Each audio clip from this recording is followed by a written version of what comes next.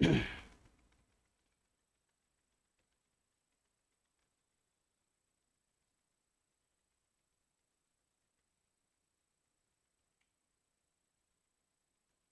मेरे प्यारे साथियों, एक बार फिर से डीएल एकेडमी परिवार में आपका स्वागत है।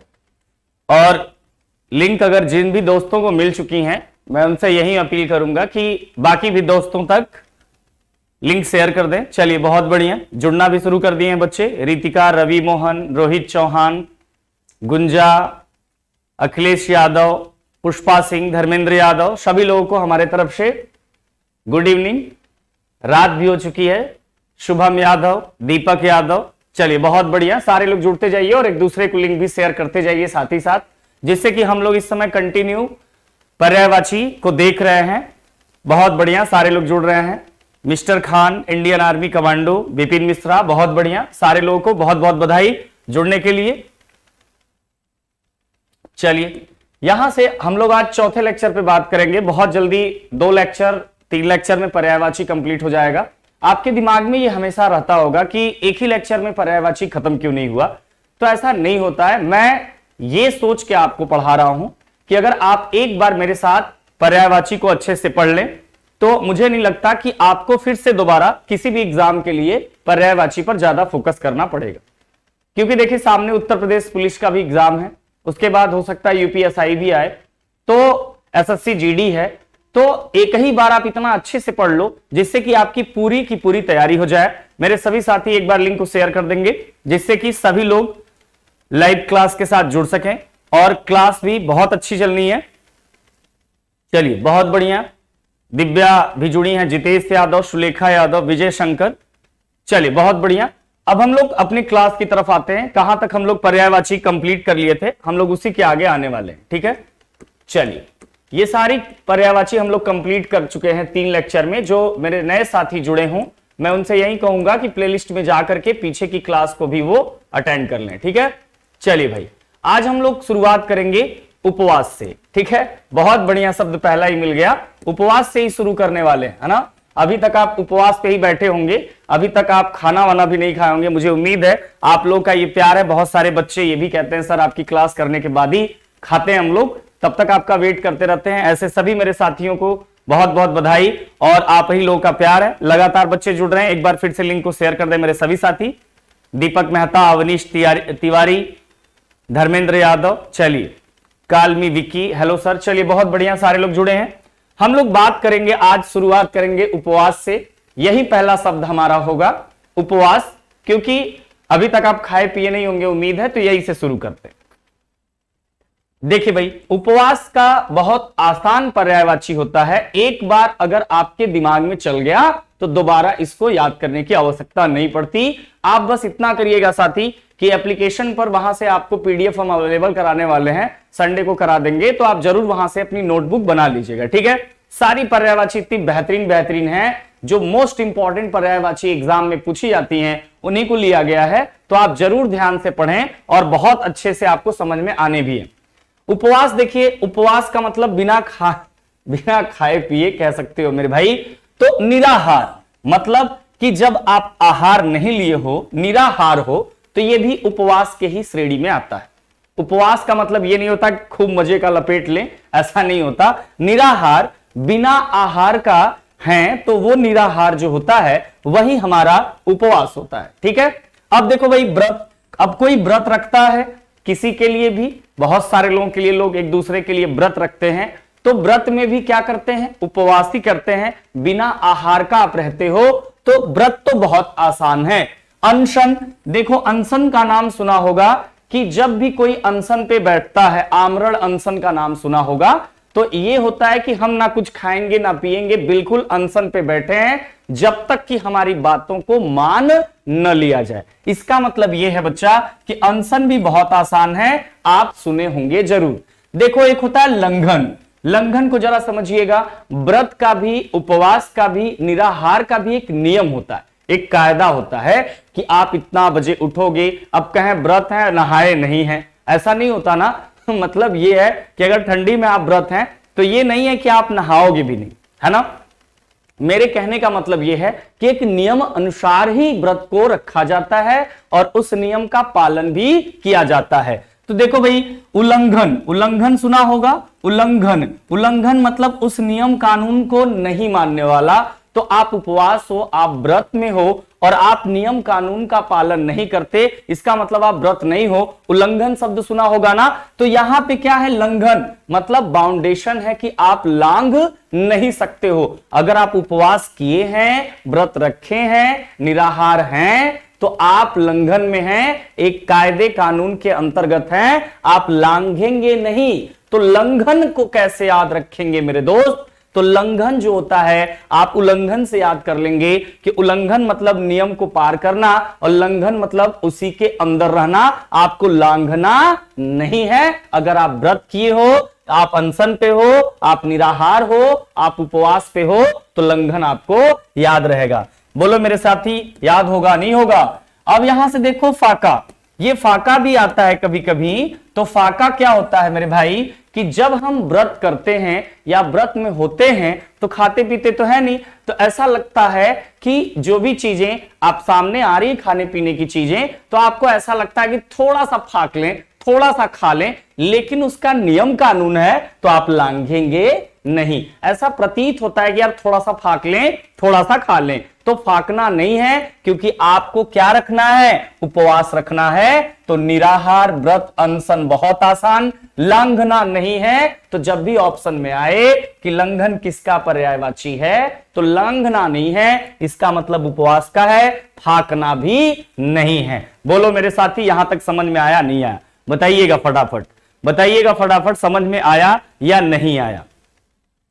सर आज लड़कियों का उपवास भी था। चलिए बहुत बढ़िया, धर्मेंद्र यादव जी बता रहे हैं आपको इनके बारे में बहुत पता है। क्या आपने भी किया था क्या इंडियन आर्मी? चलिए भाई, Vijay Shankar motivational short, Neha Ansari Indian army, चलिए बहुत बढ़िया, सारे लोग जुड़ रहे हैं। Shubham Yadav motivational short, Rishu CRPF, चलिए बहुत बढ़िया, शुभम, सारे लोग, सुलेखा, चलिए समझ में आ रहा है इसका मतलब। चलिए बहुत बढ़िया, दूसरे पर चलते हैं। ऊंट, ऊंट तो आपने देखा होगा भाई, ऊंट, ऊंट का पर्यायवाची जरा देखिएगा, लंबोस्ट। लंबोस्ट मतलब लंबा होता है ना ऊंट, लंबी होती है उसकी गर्दन भी, लंबा होता है तो लंबोस्ट कहते हैं। ऊंट लंबोस्ट क्या है, लंबा होता है ऊंट, इसलिए लंबोस्ट क्या होता है, ऊंट का ही पर्यायवाची बनता है। उष्ट्र देखना, उष्ट्र, उष्ट्र से ही क्या बना, ऊंट बना, तो उष्ट्र ऊंट, उष्ट्र ऊंट। ये तो बहुत आसान है कि अगर आपसे पूछ लिया जाए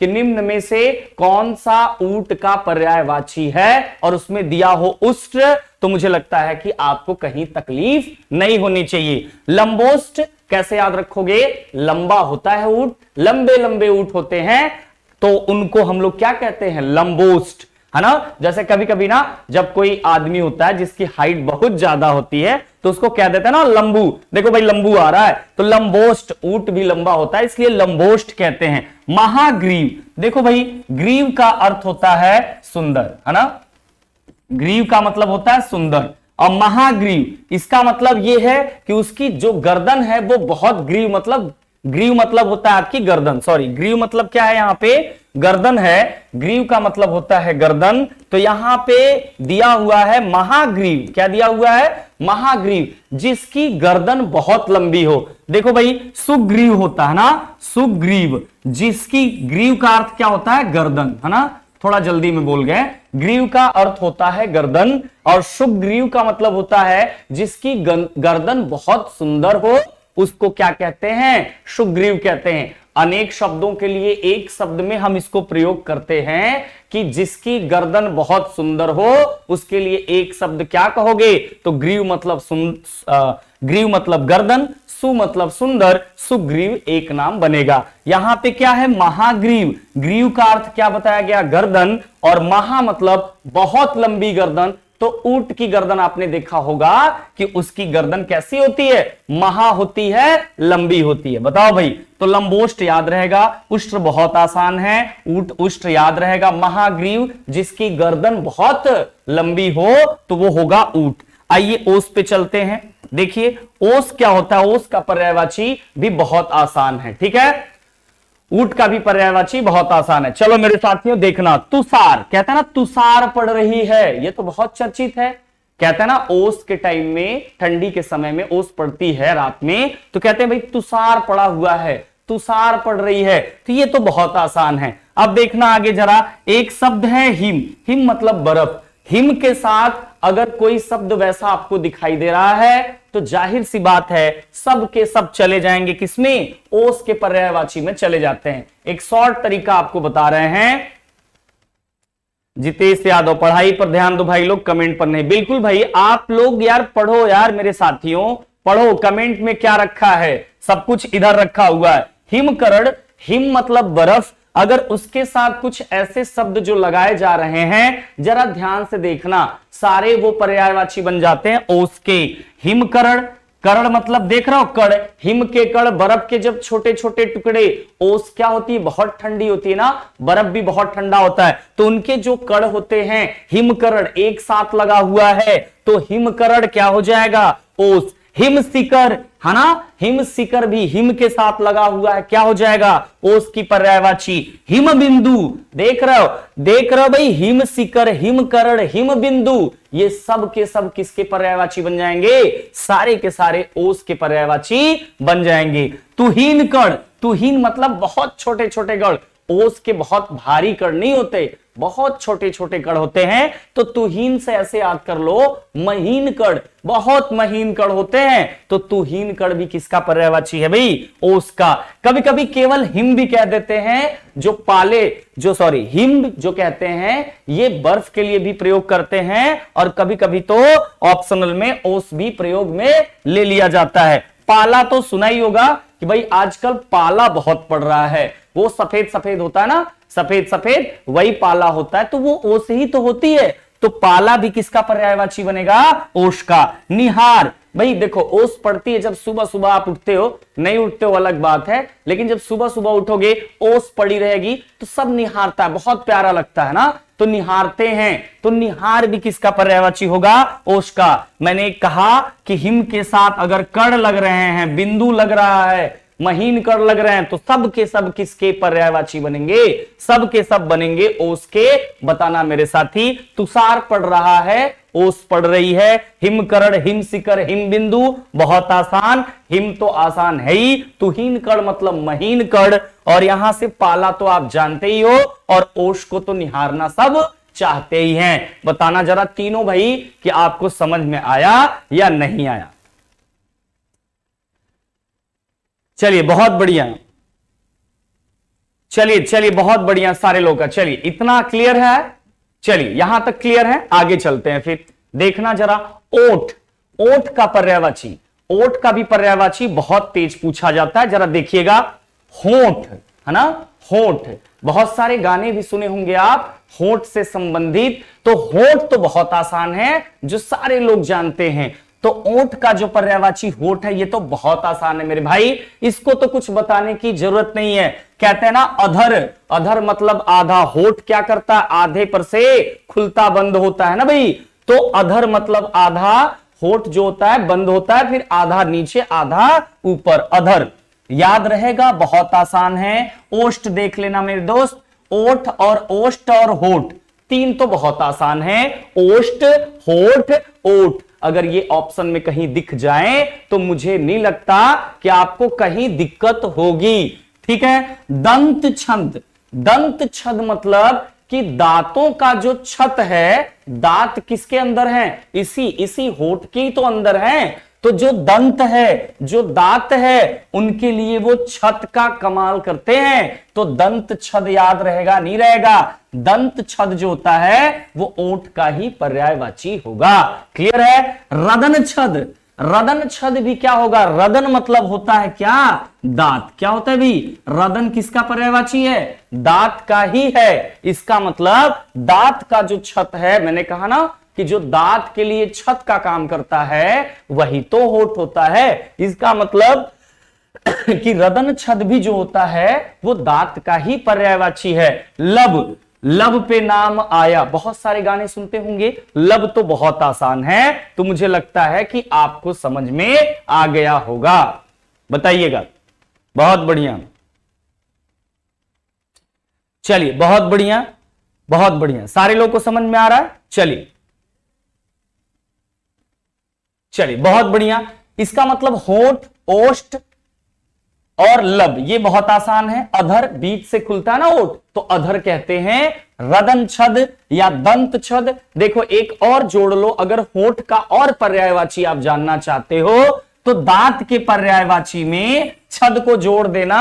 अभी दांत का पर्यायवाची आगे पढ़ाएंगे तो उसमें दांत के जितने पर्यायवाची बनेंगे मेरे दोस्त, उसमें छद को जोड़ने पर वो किसका पर्यायवाची बदल जाएगा? वो होठ का, ओठ का ही पर्यायवाची होगा। एक मैंने और आपको बात बताया था, कल आपको आंसू की पर्यायवाची बता रहा था ना। आंसू में आपको बताया गया था क्या कि अगर आंख के पर्यायवाची में जल का पर्यायवाची जुड़ जाए तो जो नया शब्द मिलेगा वो किसका मिलेगा? आंसू का मिलेगा।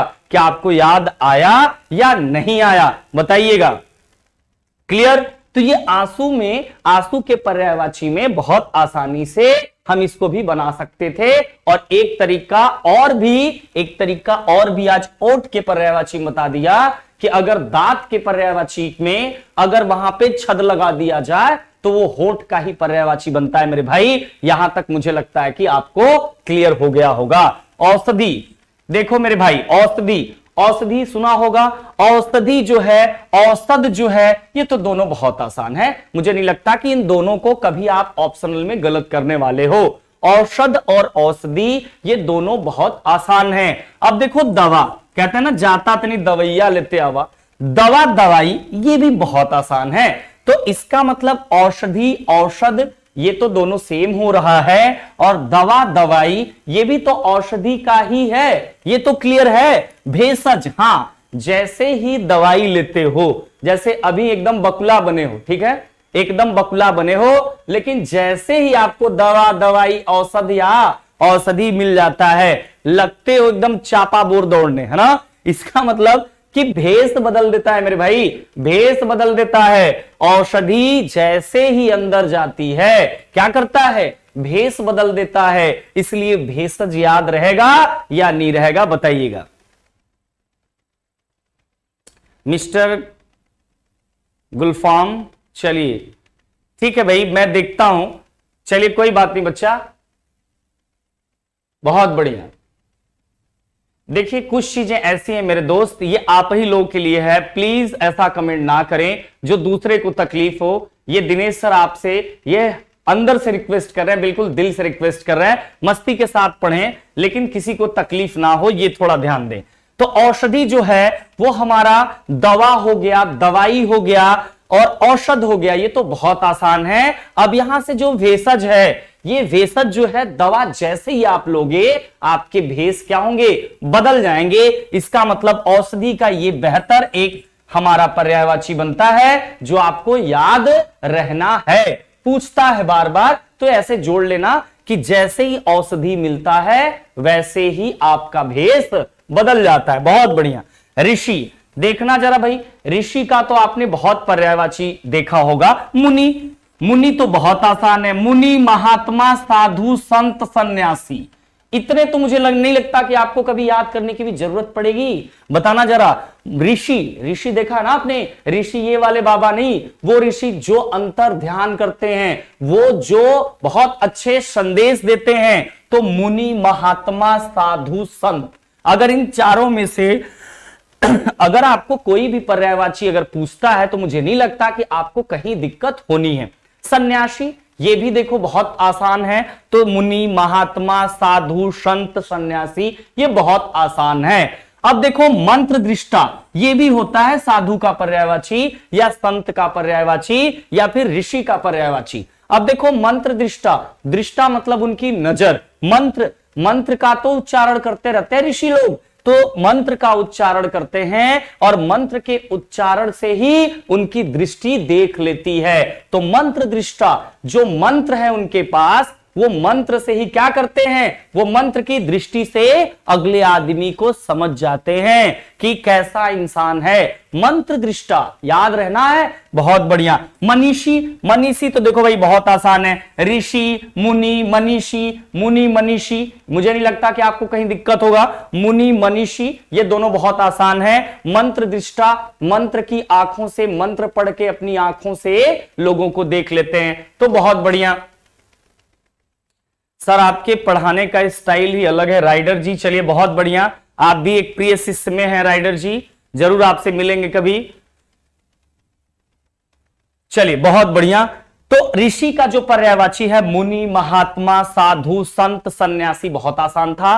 मंत्र दृष्टा जो मंत्र से दृष्टि देख ले वही तो मंत्र दृष्टा है, वही तो ऋषि है। मनीषी, मुनि मनीषी, ये भी बहुत आसान रहना है। तो चलो आगे चलते हैं मेरे दोस्त, थोड़ा सा प्रैक्टिस सेट लगा देते हैं आपकी, जरा जोरदार तरीके से बताना कि आपको चीजें समझ में आई हैं या नहीं आई हैं, ठीक है। चलिए बताइएगा, प्रैक्टिस सेट लगा रहे हैं।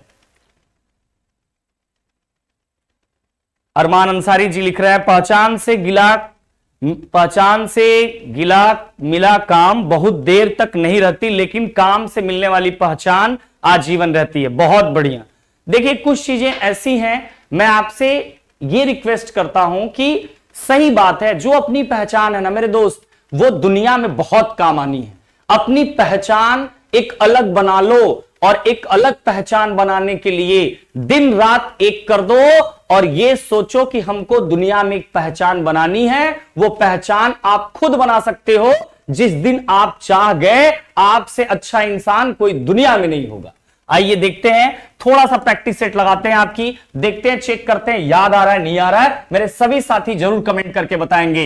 लंबोष्ठ बताइएगा, लंबोष्ठ जिसका लंबा, जो बहुत लंबा होता है उसको क्या कहते हैं, जरा कमेंट करके बताइएगा। लंबोष्ठ, लंबोष्ठ नितिन गुप्ता आउट, बहुत बढ़िया। लंबोष्ठ जो बहुत लंबा होता है उसी को तो हम लोग ऊंट के नाम से जानते हैं, बहुत बढ़िया जवाब। हिमशिखर, हिमशिखर क्या लगा है, हिमशिखर। जितेश यादव, नितिन गुप्ता, बहुत बढ़िया, बहुत बढ़िया बच्चा। जिसकी जो बहुत लंबा है अभी आपको बताया गया, लंबोष्ठ, लंबू, लंबू से याद कर लो मेरे दोस्त, लंबोष्ठ, लंबू कौन है, ऊंट को ही तो कहते हैं। हिमशिखर, मैंने कहा कि हिम लग जाए शिखर, थोड़ा थोड़ा शिखर शिखर के आए, जल जैसा आए, हिम जैसा आए, किसका होगा भाई, ओश का होगा। किसका होगा, ओश का होगा। महाग्रीव बताइएगा जरा, महाग्रीव, महाग्रीव, ग्रीव का मतलब हमने बताया गर्दन, क्या बताया भाई, गर्दन। ग्रीव मतलब होता है गर्दन, महाग्रीव मतलब जिसकी गर्दन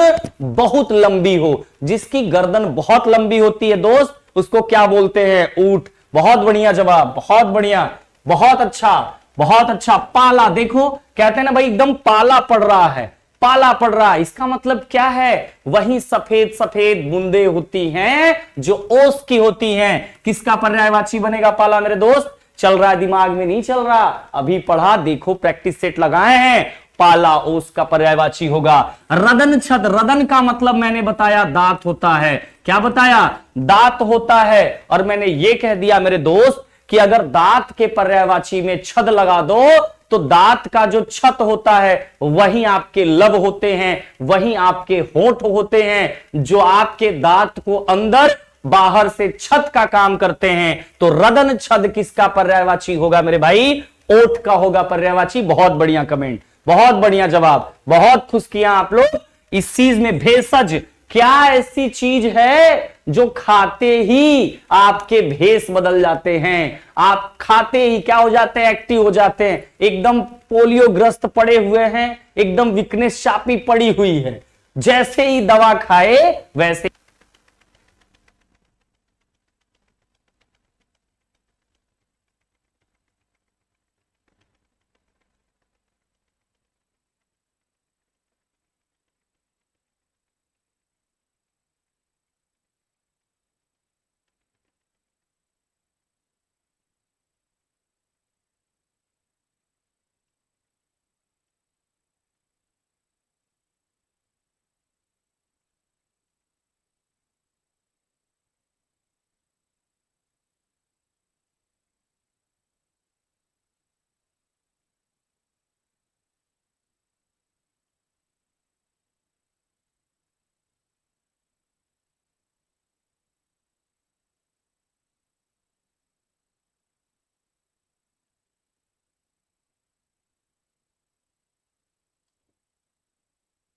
आ रही आवाज?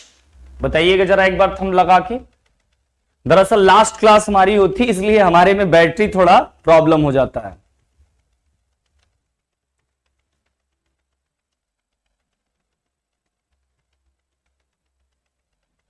चलिए बताइएगा। बहुत बढ़िया, बहुत बढ़िया। चलिए आ रही है, बहुत बढ़िया। सबसे लास्ट क्लास होती है बच्चा हमारी डीएल एकेडमी में, इसीलिए सारे लोग, सारे टीचर दिन भर पढ़ाते रहते हैं। मेरा क्लास आता है इसीलिए थोड़ा। चलिए बहुत बढ़िया। चलिए आगे जवाब दीजिएगा। औषध, औषध क्या है भी? औषध, औषध, औषधि किसका पर्यायवाची होगा? किसकी पर्यायवाची होगा? औषध। ये तो बहुत आसान है, औषधि का होगा, सिंपल सी बात है। हिमकरण, आ गया ना हिम, आ गया ना हिम मेरे दोस्त। हिमकरण, हिम के छोटे छोटे कण कौन है? हिम के छोटे छोटे वही तो है कौन? ओस है मेरे भाई। बहुत बढ़िया, बहुत बढ़िया कमेंट, क्या बात है, बहुत बढ़िया। चलिए मंत्र दृष्टा, मंत्र दृष्टा, मंत्र ही उनकी दृष्टि बन जाती है, ऐसा दुनिया में कौन है? मंत्र ही उनकी दृष्टि है मेरे भाई, इतना उनके पास ज्ञान है। कौन होगा? कौन होगा? ये कौन होगा मेरे दोस्त? बहुत बढ़िया, साधु, संत, सन्यासी, ऋषि होगा। बहुत अच्छा, बहुत बढ़िया, बहुत बढ़िया। चलिए आगे देखते हैं। आगे लिखा हुआ है अधर, बताइएगा जरा। अधर, अधर किसका पर्यायवाची है? अधर मतलब जो बीच से खुल जाता है वो कौन है? लब है, होठ है। बहुत आसान, बहुत आसान, बहुत बढ़िया। तुहीन कण, तुहीन कण को मैंने कहा ऐसे याद कर लो, महीन कण। महीन कण किसके होते हैं? ऊंट के या फिर ओस के या फिर औषधि के, किसके होते हैं महीन कण? महीन कण होते हैं ओस के। बहुत बढ़िया जवाब, बहुत बढ़िया जवाब। चलिए आगे देखते हैं फिर आगे की पर्यायवाची में। कपड़ा, सबसे पहला पर्यायवाची देखते हैं मेरे दोस्त, कपड़े को। देखिए कपड़े का क्या क्या पर्यायवाची है, बार बार पूछता है। वस्त्र तो बहुत आसान है, जो सब लोग जानते हैं, वस्त्र बहुत आसान होता है। पोशाक, कहते हैं ना कि पोशाक पहने हैं, पूछा जाता है भाई क्या पहने हो, तो कहते हैं पोशाक पहने हैं, ये भी बहुत चर्चित है। तो वस्त्र और पोशाक, इसमें तो कोई प्रॉब्लम नहीं होनी चाहिए। चलिए आगे देखते हैं। चीर, अब देखो चीर को कैसे याद रखोगे? देखो भाई, चीर हरण हुआ था ना, चीर हरण हुआ था तो उसमें हुआ क्या था? आपने देखा होगा, तो उस चीर हरण में कपड़े का ही तो मैटर था, कपड़े को ही तो फाड़ा गया था। तो चीर हरण, वहीं से ये शब्द आया है चीर। तो चीर आज के बाद याद रखिएगा किसका पर्यायवाची बनेगा? ये बनेगा कपड़े का। वसन, देखो मेरे दोस्त, वसन कहते हैं ना कि वसन पहने हैं, सनसनी। अगर आप अच्छा कपड़ा पहनते हैं तो सारे लोग एकदम सन्न रह जाते हैं, है ना। जैसे आप अच्छे कपड़े पहन के जब आते हो, अच्छा लगता है कपड़ा, तो उस समय सभी के सभी लोग सन्न हो जाते हैं, एकदम सन्नी बना लेंगे। तो सन, वसन, वसन मतलब वस्त्र, वसन मतलब वस्त्र, वसन मतलब वस्त्र। बताइएगा यहां से। अंबर, देखना मेरे दोस्त, अंबर की बात ये होती है कि अंबर जो होता है ये आसमान का भी पर्यायवाची होता है, बताया गया था। तो अंबर दो दो पर्यायवाची होते हैं, इसको रिमाइंड मैं करा देता हूं, ठीक है। मोहम्मद नुमान सर, कैंग्रेचुलेशन फॉर 3.93 के सब्सक्राइबर, थैंक यू। बहुत छोटे जूनियर, हाँ धर्मेंद्र जी बता रहे हैं। आशीष कुमार सर जी, आप बहुत अच्छा पढ़ाते हैं, शुक्रिया आप सभी लोगों का। सब ये संभव आप ही लोगों की वजह से है, बहुत बढ़िया। राहुल कुमार, चलिए यहां से मैंने कहा अंबर जो होता है बच्चा, आसमान का भी पर्यायवाची होता है और कपड़े का भी पर्यायवाची होता है। तो आप कहोगे कि सर दोनों का पर्यायवाची होता है, तो एग्जाम में कैसे करेंगे? तो एग्जाम में जब भी अंबर आता है तो या तो आकाश का पर्यायवाची आकाश मिलेगा या तो फिर कपड़ा मिलेगा। दोनों नहीं मिलने, दोनों नहीं मिलने, दोनों नहीं मिलने। बहुत जल्दी हिमांशु सर की भी क्लास मिलने वाली है, मंडे से उम्मीद है, मंडे से वो भी क्लास मिल जाएगी। 2 तारीख से मैथ की भी क्लास मिल जाएगी। बहुत जल्दी सारी क्लासेस इस मंथ के लास्ट तक या दिसंबर के स्टार्टिंग तक सारी क्लासेस मिलने लगेगी, ठीक है। तो अंबर जो होता है बच्चा, ये आसमान आकाश का भी पर्यायवाची होता है, कपड़े का भी होता है, लेकिन एक साथ नहीं पूछेगा, या तो ऑप्शन में कपड़ा देगा या तो आकाश देगा। अब क्लियर रहिएगा।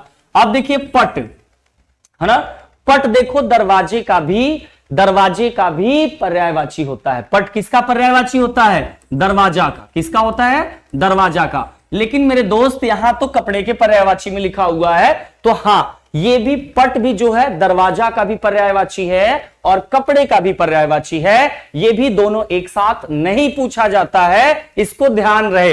पट इसलिए बोलते हैं क्योंकि पट मतलब कपड़े को इसलिए कहते हैं क्योंकि अगर ये एक किवाड़ ही तो है, एक दरवाजा ही तो है, किसी के भी शरीर का जो पट है, जो कपड़ा है, वो एक दरवाजे की ही भांति तो है। अगर सलमान खान अपनी बॉडी दिखाते हैं तो जब तक पट उनका नहीं खुलता, दरवाजा नहीं खुलता, तब तक उनकी बॉडी लोग देख नहीं पाते और हर एक मूवी में आपको देखने को मिलता है। तो पट एक भाई दरवाजा ही तो है, एक किवाड़ ही तो है शरीर के लिए। तो पट दरवाजे का भी होता है और पट कपड़े का भी होता है, लेकिन एक साथ नहीं पूछा जाना, ठीक है। दुकुल, हां भाई कुल की भी पहचान तो कपड़े से ही होती है। किसी के भी कुल की, जैसे कोई किसी वस्त्र को पहनता है तो उससे ये पता चल जाता है कि ये इस धर्म से हैं, इस धर्म से हैं, कपड़ा ही तो बताता है। तो कुल की भी पहचान कपड़े ही कराते हैं। अंशुक, हां बिल्कुल, कपड़े अगर आप सही पहनते हो तो आप हर चीज पर अंकुश लगा सकते हो।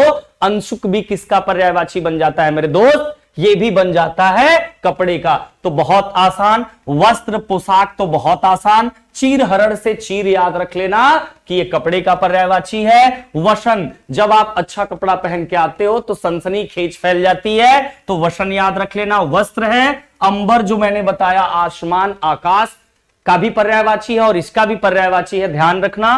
पट जो होता है दरवाजे का भी पर्यायवाची होता है और शरीर का पट जो है एक किवाड़ ही तो है। दुकुल, कुल की पहचान भी कपड़े से ही होती है और अच्छा कपड़ा हमेशा अंकुश लगाता है गलत कार्यों के लिए। तो क्या आपको ये याद रहने हैं? बताइएगा मेरे दोस्त, याद रहेगा?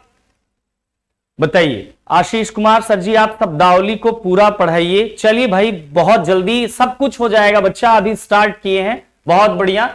चलिए रिशु सर जी, हमहू के डीएल एकेडमी के टी शर्ट दे दही, बारात जाए के पहन के। चलिए ठीक है भाई, कोई बात नहीं है। चलिए यहां तक क्लियर है। कन्या में आइए। देखिए कन्या का मतलब होता है कि बहुत छोटी अवस्था की बात है, मतलब शादी से पहले कन्या कहते हैं। कन्या का पर्यायवाची बहुत आसान है। बालिका सबने सुना होगा, कोई नया नाम तो है नहीं। बालिका और बाला बहुत आसान।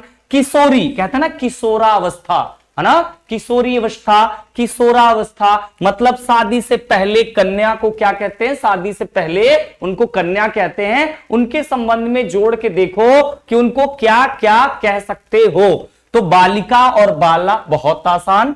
किशोरी भी कहते हैं इन्हीं को। और देखोगे पहलवा क्या होता था कि A to Z जितनी लड़कियां रहती थी, कौनो नाम रहे, सबसे पहले उनका किसी भी डायरी रजिस्टर में देखो तो कुमारी है ना, कुमारी फलाने, कुमारी फलाने, कुमारी ढकाने। मतलब ये है कि थोड़ा सा उस समय आदमी उसी में जीता था, तो हर लड़की अपने नाम के पहले ही कुमारी लिख लेती थी, है ना। सब जानता था कि कुमारी हैं, लेकिन फिर भी उनका जब भी आप डिग्री मार्कशीट देखोगे मेरे दोस्त, हर में लगभग कुमारी लिखा होगा। तो यहां से कुमारिका, कुमारिका भी किसका पर्यायवाची हो जाता है? कन्या का। अब कोई शादीशुदा है तो कुमारी थोड़ी ना लिखेगी, कुमारिका थोड़ी ना लिखेगी। ये कब की बात है? शादी से पहले की। तो कुमारी, कुमारिका ये किसका पर्यायवाची बनेगा मेरे भाई? कन्या का। बोलो याद हुआ? याद हुए मेरे दोस्त? यहां से बताना जरा नारी का।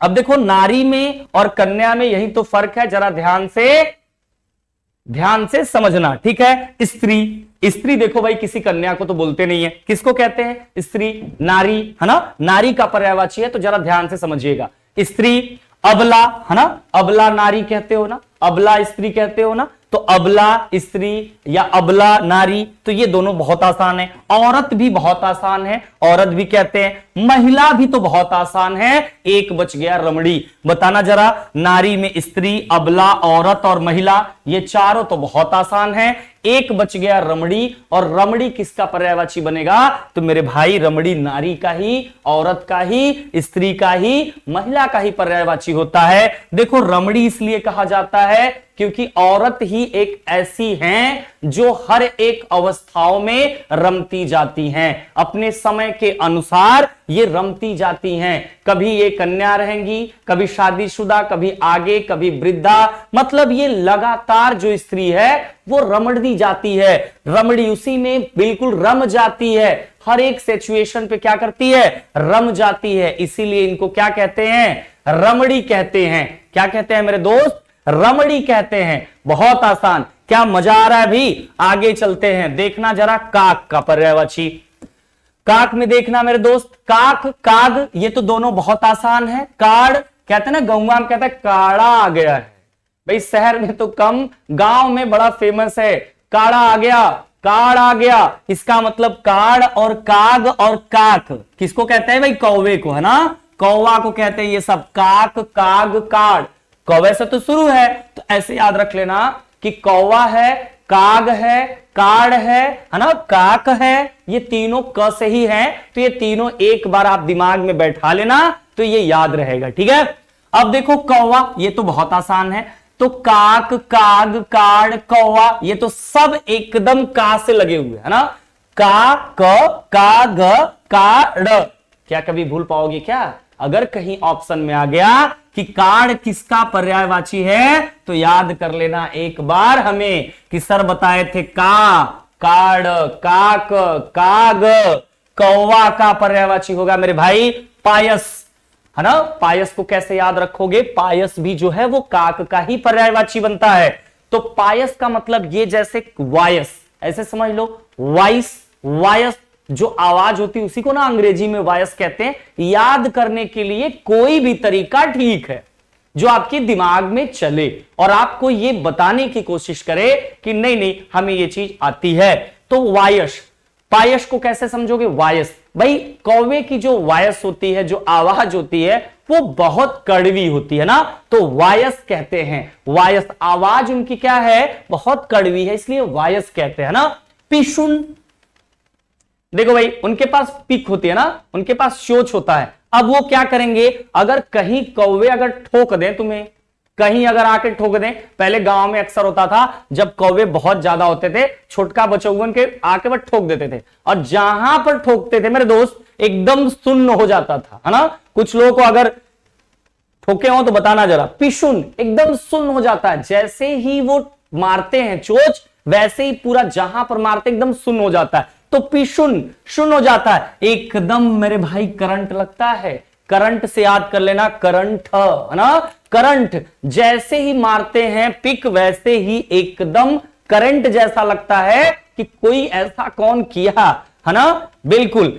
तो देखो भाई काक काग काड़ कौवा बहुत आसान। पायस मतलब उनकी जो वायस है वो बहुत कड़वी होती है, इसलिए पायस भी याद रख लेना। पिशुन जहां मारते हैं एकदम सुन्न हो जाता है। करंट, और जब मारते हैं ना भाई सुन्न होने के साथ साथ एकदम करंट जैसा लगता है। बताना मेरे साथी, याद आ रहा है नहीं आ रहा है जी। अजय कुमार जी बता दिए भाई, दोबारा बता दिए, सुन्न हो जाता है, करंट जैसा लगता है, नहीं भूलोगे, याद रखना, अभी प्रैक्टिस सेट कराएंगे। कुत्ता, अब देखना मेरे भाई कुत्ता का, कुत्ता का तो बहुत आसान है।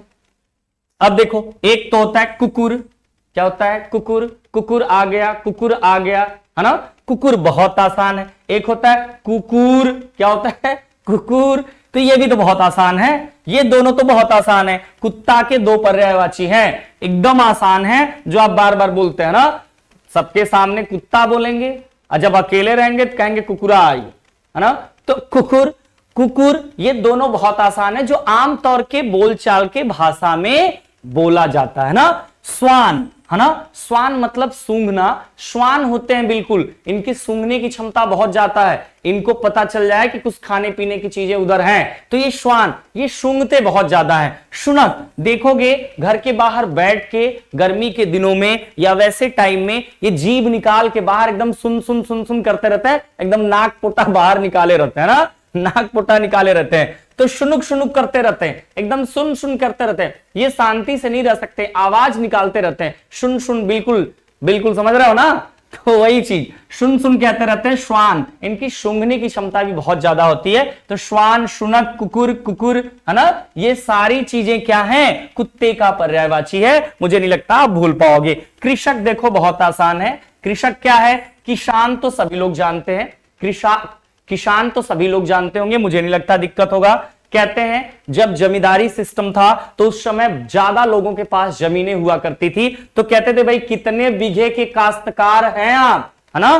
तो काश्तकार भी आपने सुना होगा, किसान भी आपने सुना होगा कि ये कृषक के पर्यायवाची हैं। अब किसान जो होता है भाई वो खेती तो करता है, किसान जो होता है वो क्या करता है, वो तो खेती ही करता है ना मेरे दोस्त। तो खेतीहर, जो खेती करने वाला हो वही तो किसान होता है। और मेरे भाई किसान ना रहे तो दुनिया जो खा रही है, रह रही है ना, उसको संभव नहीं है इस दुनिया में जीना, क्योंकि यही लोग हैं जो आपको अनाज पहुंचाते हैं और उपजाते हैं। तो एक बार मेरे सभी किसान भाइयों को मेरे तरफ से सैल्यूट है और उनके सभी बच्चों को मेरे तरफ से सैल्यूट है, पूरे डीएल एकेडमी परिवार की तरफ से सैल्यूट है। किसान, काश्तकार और खेतीहर ये बहुत आसान है। हलधर बिल्कुल हल चलाते हैं, हल को पकड़े रहते हैं, हल से खेती करते हैं, तो हलधर भी क्या होगा, आपके कृषक का पर्यायवाची होगा। जोतकार, किसान ही तो हरा भरा करता है जोतकर, तो जोतकार भी कौन है, कृषक हैं। साहूकार नहीं है कोई, जोतकार हैं, जो जोतते हैं, हरा भरा करते हैं। बताना यहां तक मेरे भाई समझ में आया या नहीं आया। आशीष कुमार सर जी कल हम आपके चैनल 5 लोगों से सब्सक्राइब करवाए, बहुत बहुत शुक्रिया। सारे लोगों का प्यार है। इसी तरीके से इंसान साल भर की उम्र में बोलना सीख जाता है, लेकिन बोलना क्या सीखे, सीखने में पूरी उम्र निकल जाती है। दिनेश सर बहुत बहुत धन्यवाद। अरमान अंसारी जी बहुत बढ़िया। चलिए सारे लोगों को मेरे तरफ से बहुत बहुत बधाई हो कि आप सभी लोग जो आप प्यार दे रहे हो वो बहुत अच्छा लग रहा है, मैं कह नहीं पा रहा हूं। और ये सपोर्ट डीएल एकेडमी परिवार कभी भूलेगी नहीं। तो मैं कृषक की बात कर रहा था। किसान बहुत आसान, काश्तकार होते हैं, खेतीहर खेती करने वाले होते हैं, हल चलाने वाले होते हैं, जोतकार जोतते हैं। तो ये सारे पर्यायवाची कृषक के हैं। मैं एक बार चाहूंगा कि आप जो है जरूर यहां से बताएं कि आपको इसमें से कौन कौन सी चीजें याद आ रही हैं। चलिए यहां से बताते हैं। चलिए पूर्वी चौबे, चलिए बहुत बढ़िया, चलिए बहुत बढ़िया। यहां से हम सबसे पहले आपसे पूछना चाहेंगे कि निम्न में से पायस किसका पर्यायवाची है। निम्न में से पायस किसका पर्यायवाची है। मैंने कहा पायस, अच्छा वायस, वायस मतलब कड़वा, वायस वाला। कौन है वो पायस, किसका पर्यायवाची होगा मेरे भाई, जरा बताना इसको कि पायस वायस जोड़ लेना कि यार पायस वायस वायस किसकी बहुत गंदी आती है, किसकी होगी, कौवा की होगी। दबा करके कमेंट करिए और हर एक शब्द को बताइएगा। वसन, जब आप अच्छा कपड़ा पहन के निकलते हो सब सन रह जाते हैं ना, या वसन, व से ही शुरू है, वसन, वसन। तो कौन हो जाता है भाई, कपड़ा। कपड़ा जब अच्छा पहन के आते हो तो शन मच जाती है। स्वान, कौन सूंघने की क्षमता ज्यादा रखता है, आदमी, औरत, कौन भैया, कौन, किसका पर्यायवाची जरा बताना। श्वान किसका पर्यायवाची बनेगा, जो ज्यादा सूंघ लेता है, ज्यादा सूंघने की क्षमता होती है। बहुत बढ़िया, बहुत बढ़िया, बहुत बढ़िया कुत्ते की, बहुत बढ़िया। पिशुन, पिशुन बताइएगा कि शून्य हो जाता है। कौन ऐसा मारता है जो एकदम शून्य हो जाता है, जरा इसको बताइएगा। एकदम शून्य हो जाता है, शून्य हो जाता है।